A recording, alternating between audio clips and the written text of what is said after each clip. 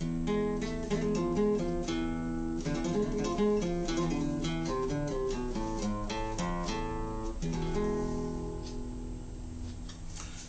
I'm Doug McCarran. I'll be your teacher through the rest of this book. Just wanted to introduce you to the guitar. This is a classical guitar. It has a solid body. You can see there's a hole in it.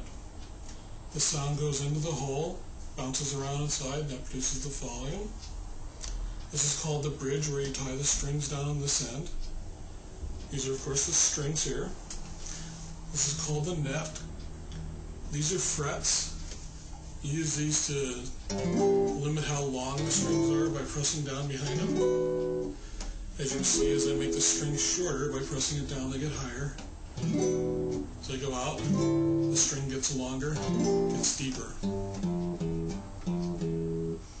This is called the head, and then these are the tuning forks up here. In a nylon guitar, the tuning forks are always pointed out like this. Steel strings, they go this way. There are acoustic guitars that have steel strings. This being a classical has only nylon. Steel strings are used more in like folk and country. They produce a louder volume and they have a brighter sound. Okay, now this is an electric guitar. As you can see, it's got a body, but it's not hollow. It has various volume and sound effects. It has what are called pickups. This is the bridge, again the neck and the frets. You can see the tuning pegs, as I said, they point out that way because this is a steel string guitar. This has an electric, it's called a field or a coil that comes out of the tuning pegs.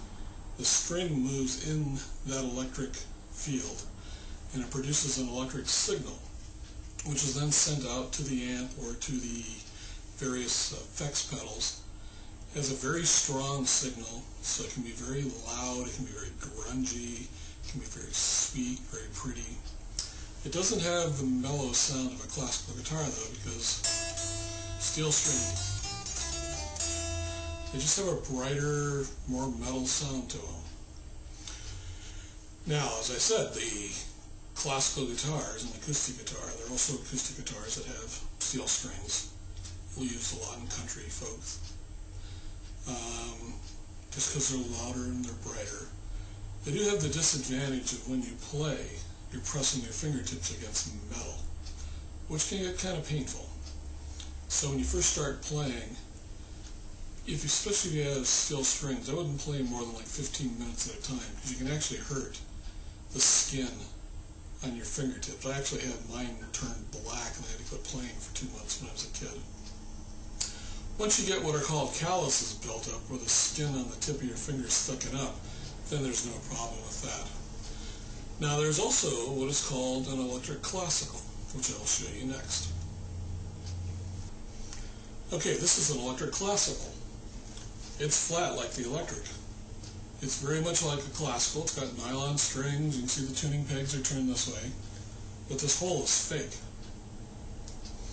What happens with this is when you play the strings, they produce a sound, but that is picked up in the vibration of the woods by what are called transducers. The transducers then convert the sound into a signal. So whereas on the electric guitar, you had the metal moving through that electric coil to produce a signal, this is more based on the sound. In the wood there are these things called transducers. They pick up the vibration of the string in the wood, and then it produces an electric signal, which then goes out to the amplifier. You can use pedals on this, but because the signal is not as strong as on the electric guitar, where you had metal moving in that electric coil, the effects are more subtle.